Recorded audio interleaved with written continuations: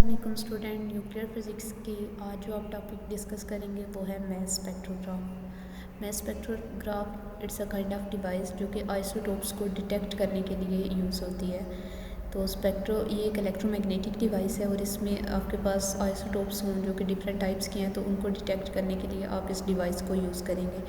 पहले हम इसकी कंस्ट्रक्शन पे बात करते हैं और उसके बाद इसकी वर्किंग के ये कैसे आइसोटोप्स को जो है वो डिटेक्ट करती है। Mess spectrograph simple mess spectrograph ये उसने फिगर में दिखाई हुई है आपको। अच्छा, इसमें सबसे पहले क्या है, ये आयन सोर्स है आपके पास। आयन सोर्स के अंदर आप सोर्स यानी कि आप लोगों ने जिस भी एलिमेंट्स के आइसोटोप्स फाइंड आउट करने हैं उसको आप इस सोर्स के अंदर रखेंगे। उसके बाद आपने इसी सोर्स के अंदर एक सुराख किया हुआ है जिसके अंदर आपकी स्लिट है, जिसको आप स्लिट S1 कह रहे हैं।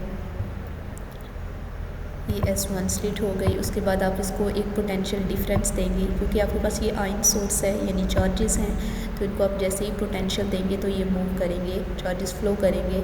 तो ये फर्स्ट स्लिट से मूव करके स्लिट नंबर 2 में चले जाएंगे। और क्योंकि आपका ये जो सोर्स की स्लिट है ये बहुत बारीक सी है, तो आपके जो आयन्स हैं they will move in a form of beam. तो जैसे ही ये S2 तक पहुँचेंगे उसके बाद आपने एक मैग्नेटिक फील्ड अप्लाई किया है और क्योंकि ये डॉट्स है तो आपकी जो डायरेक्शन है वो आउटवर्ड आ रही है। सिंपली आप इसको Z डायरेक्शन के अलॉन्ग अगर लें और आपके पास बाकी जो है वो X और Y की डायरेक्शन जो है वो बन रही है, तो ये Z के अकॉर्डिंग यानी आउट ऑफ द पेपर आपकी जो है मैग्नेटिक फील्ड की डायरेक्शन है। अब इसकी वर्किंग पे आ जाते हैं। और ये जो एंड पे है ये डिटेक्टर है, ये बेसिकली इसका जो ग्राफ है उसको डिटेक्ट करेगा क्योंकि आपका ये जो इंस्ट्रूमेंट है ये भी है मैस स्पेक्ट्रोग्राफ। तो आयन सोर्स पहला जो इसका पार्ट है उसमें आयन सोर्स है। इन फिगर S से उसने आयन सोर्स को डोनेट किया है।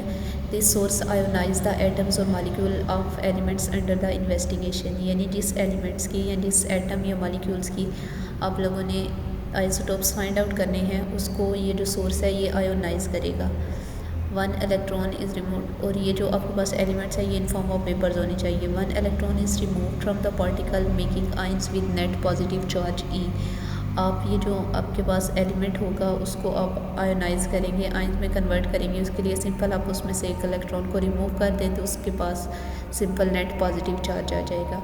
उसके बाद इसकी वर्किंग किस तरह से होगी, the ions are allowed to escape from the source through the slit S1 and S2 by applying the potential difference. आपके पास ये जो आयन सोर्स है इसके अंदर आपके सारे के सारे एलिमेंट्स पड़े हुए हैं। आप लोगों ने क्योंकि उसको आयोनाइज कर दिया, वो आयन में कन्वर्ट हो गया, तो आप उसको एक पोटेंशियल डिफरेंस अप्लाई करेंगे। जैसे ही आप पोटेंशियल डिफरेंस अप्लाई करेंगे तो वो जो चार्जेस हैं वो फ्लो करेंगे।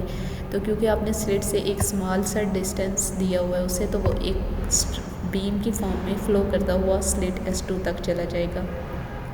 द आइन passes through the S2 in form of narrow beam, एक नैरो बीम की फॉर्म में वो S2 तक पहुंचाएगा।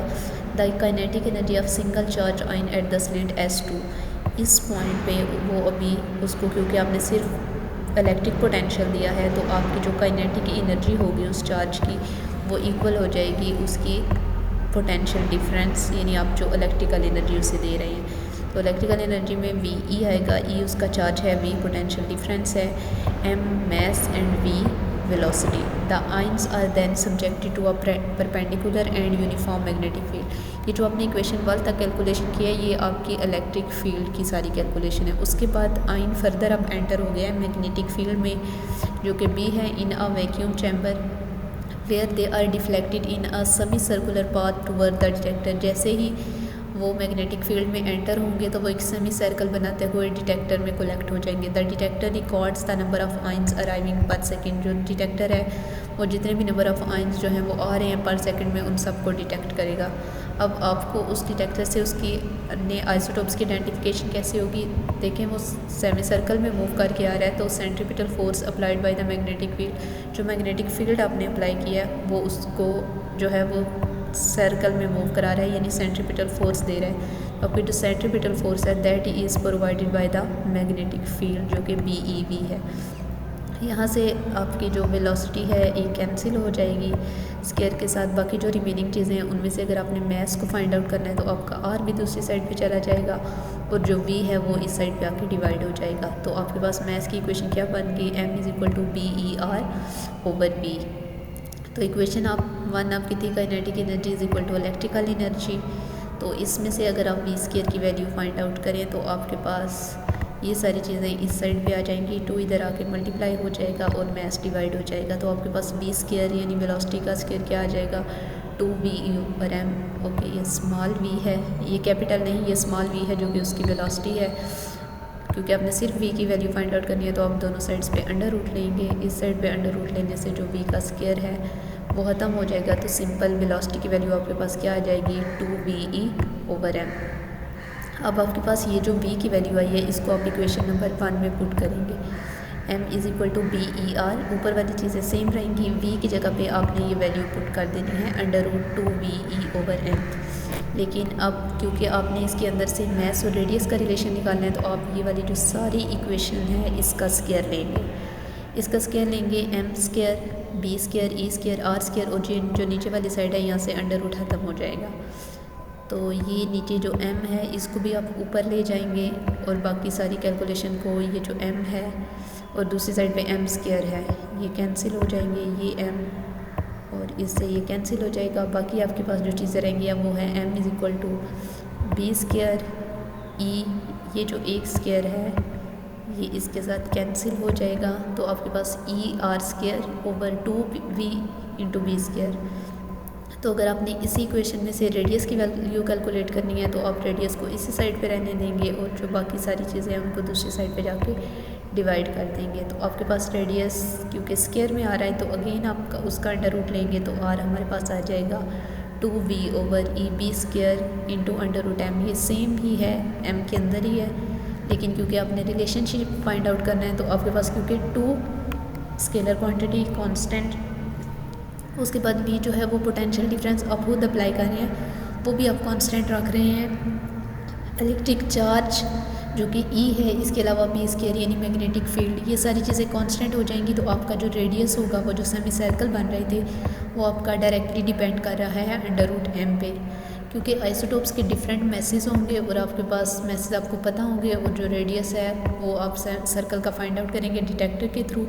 तो क्योंकि डिफरेंट रेडियस आएगा तो उसकी जो वो डायरेक्ट क्योंकि रिलेशन है उसका √m के साथ, since the isotopes have the different mass so they have the different radii, क्योंकि उनके मैस डिफरेंट होंगे तो उनके रेडियस डिफरेंट होंगे और इस तरह से आप जो है आइसोटोप्स को डिटेक्ट कर लेंगे।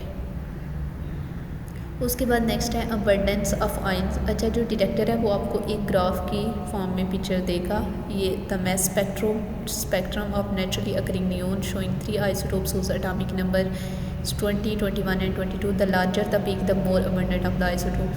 एक तो आप लोग आइसोटोप्स को डिटेक्ट करेंगे कि ये कौन सा वाला आइसोटोप है, दूसरी चीज़ इसमें अबंडेंस आ जाती है क्योंकि आपका m का रिलेशन आया था e/r square over 2v × b square. The above equation shows that mass of each ion reaching the detector is proportional to b square. अगर आप ये ब्रैकेट वाली सारी चीज़ को कांस्टेंट रखें तो आपका mass किस पे डिपेंड कर रहा है b स्क्वायर, यानी आपके अप्लाई किए गए मैग्नेटिक फील्ड पे। Bye adjusting the value of b and keeping the term parenthesis constant, यानी आप इस सारी टर्म को कांस्टेंट रखें, e को भी उतना ही रहने दें, r स्क्वायर आप चेंज ना करें, पोटेंशियल डिफरेंस की भी सेम वैल्यू, सिर्फ आप अगर b को चेंज करें, b को कंट्रोल करके और ये सारी वैल्यूज़ को कांस्टेंट करके ions of different masses are allowed to enter detector. यानी आप ये करें, फॉर एग्जांपल आप ये कर रहे हैं कि जो रेडियस है जिनका 5 जो है r आ रहा है, यानी उनका जो सर्कल है वो 5 मीटर तक आ रहा है, उनके सर्कल में उनके रेडियस की कैलकुलेशन आप चाह रहे हैं कि सिर्फ वही वाला जो आइसोटोप है वो डिटेक्टर तक पहुँचे। तो आप क्योंकि चार्ज तो सबका सेम ही रहेगा, आप रेडियस को कांस्टेंट कर दें, सिर्फ 5 वालों को पहुँचने दें, पोटेंशियल आप खुद अप्लाई कर रहे हैं, तो आप b स्क्वायर को चेंज करके डिफरेंट जो मैसेज हैं उनको डिटेक्टर तक काउंट कर सकते हैं। Then a graph of detector output is plotted, तो वो आउटपुट का जो ग्राफ है आपके पास इस तरह से आ जाएगा। This graph give the information which masses are present and abundance of which mass. तो आपको पता चल जाएगा कि कौन सा आइसोटोप्स जो है वो अबंडेंस में है। जिस तरह ये प्रोपोर्शनल एटॉमिक नंबर ही होता है। Figure shows a record obtained from the naturally occurring neon gas showing 3 isotopes जिनके atomic number 20, 21 और 22 हैं। Larger peak means कि larger abundance, जैसे देखें ये abundance के proportional है, तो क्योंकि peak 20 की बहुत ज़्यादा थी तो इसका मतलब जो 20 वाला isotopes है neon का वो abundance में है, उसके बाद 22 वाला आएगा और सबसे end पे 21 वाला। The larger the peak, the more abundant the isotope, thus the most abundant isotope of neon जो है वो neon 20 है। neon 20 के क्योंकि abundance में आ रहे हैं तो ये आएगा p, क्योंकि abundance को शो करे। आई होप आप लोगों को ये टॉपिक समझ आ गया होगा। इसकी डेरिवेशन आप लोगों ने दोबारा एक दफ़ा हाथ से करनी है।